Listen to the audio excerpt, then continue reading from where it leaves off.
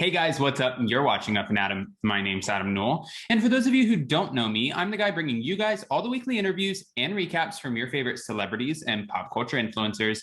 Now, today's no different. Of course, we're back to talk about the LA Times writers who are responsible for the article that has just been talked about, well, for a long time now on the Real Housewives of Beverly Hills. Guys, we're going to jump into all of that, but before we do, you know how this works. If you haven't already, go ahead, smash that like button, subscribe to my channel, and hit that notification bell because, well, you don't want to miss anything we have coming up. Now with that, hit that intro. It's time for all your binge-worthy pop culture news. Welcome to Up and Adam. All right, guys, so we know that Matt Hamilton and Harriet Ryan, they were both the writers for this article that has been making waves on the Real Housewives of Beverly Hills. And they did an interview on a podcast, Reality Life with Kate Casey, who we will be having her on next week. I'm super excited. But this article has just been insane. And now they're finally breaking down what they thought about all of this because they put in a lot of work in order to write this article. And they made sure that they were reaching out to reps for, comments. They made sure that they were looking into documents. They did everything necessary in order to make this the best, most informative article that they could. And that's exactly what they did. Now, of course, Matt was asked about the way in which Erika is trying to navigate all of this legal mess that she's facing, her husband's facing. It's a lot, right? And his answer was, I've been curious about that question myself because we had been reaching out to people over the course of our reporting and the run up to the article. Now, according to Matt, he feels like, there had to have been some way that Erika knew that him and Harriet were writing this article because they had reached out to numerous people who were associated with Erika, even her rep, and they reached out to the reality star herself. So in his mind, he's like, she had to have known, especially because we see on the show where Sutton, on this past week's episode, which was very uncomfortable, we see where Sutton's questioning Erika and she's like, so do you know that press, things are going to hit the press before it actually comes out? And Erika kind of answered in a way that might actually protect her if you think about it, because she said, I have no way of knowing that lawsuits are going to get to the press before they actually get to the press. What? Actually, maybe she didn't make sense at all. This is interesting. I don't know, but he keeps going. He said questions went to her representative in advance of the publication. So I've been curious about that.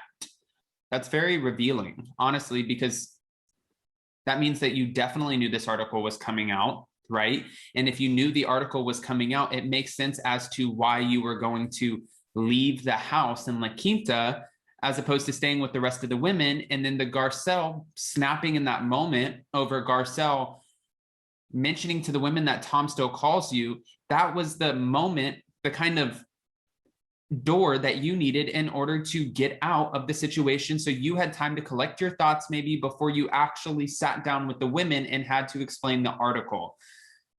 This is all speculation, but now it's kind of adding up, but speculation.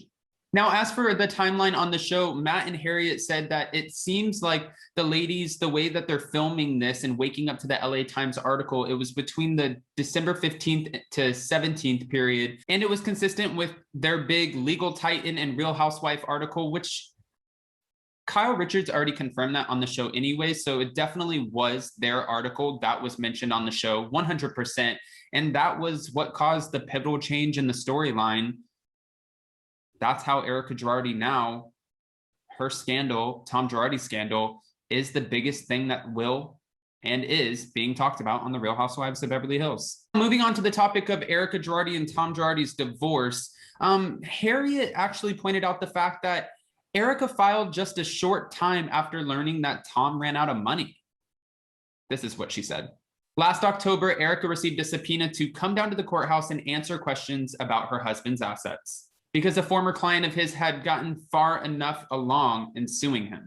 Harriet also added that she had a date that she was supposed to appear, and the reason why she didn't appear just emerged over the last couple of months, and that reason, and the whole thing being canceled, was because she was filming The Real Housewives of Beverly Hills. So because she was filming, she couldn't make it, which is also interesting to me because sometimes we have women, and they're like, my kid's sick, so I can't make it to filming, or I have another obligation, so I can't make it to filming. I have to work on this, so I can't make it to filming. You would think if you were subpoenaed, you would just not go and film. You would show up to court.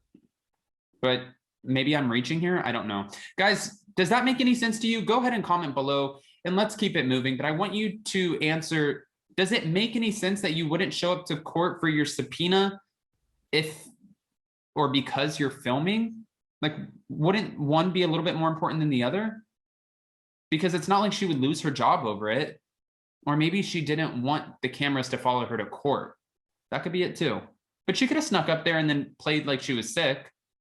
But then Bravo would have found out because there would have been photos of her walking into court. Okay, I don't know how you play this, honestly.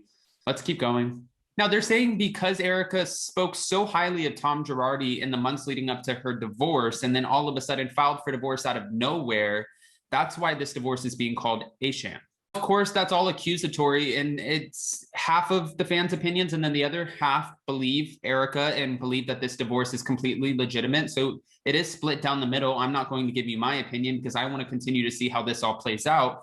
And I'm not here to give you my opinion, but I do want to talk about the fact that Matt even said on the show, it seems, and it's kind of confusing, the fact that Erika has done a 180. At first, she was like, you know, this is the guy. He's amazing. Tom will do anything for me. And all of a sudden, a couple episodes later, he's controlling. He doesn't let her talk. It's his way or the highway. And he has a girlfriend or he's had infidelities. It just did a 180, which I don't know. And he doesn't understand this either. And he's wondering, maybe there's more footage of Tom Girardi that we haven't actually had the opportunity to see yet, because we've only seen him snap at that one dinner party where he's like, excuse me, Erika, I will send you to your room or go to your room, which was very demeaning, disrespectful, rude.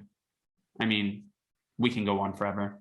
Ending that off, Matt actually explained that it was Erika filing for divorce that made him and Harriet really do a deep dive into Tom Girardi and his sort of shady past. He pointed out the fact that it's been happening for quite some time now, over a decade, and he's always gotten away with it because it's been reported on, but it never made it to mainstream publications, mainstream media. So that is how Tom Girardi was able to kind of fly under the radar for as long as he did. But obviously we know that's not the case anymore now that he is officially disbarred. By the way, officially, as of this week, Tom Girardi has been disbarred. He is no longer a practicing attorney. He's no longer legally an attorney in the state of California or at all. Okay, guys, my question to you is, do you think that this article was revealing? Do you think that's why Erika Girardi ended up leaving La Quinta, because she had a heads up, since Matt and Harriet are saying that they reached out to Erika's reps? So do you think Erika actually knew about the article in La Quinta and that's why she dipped out?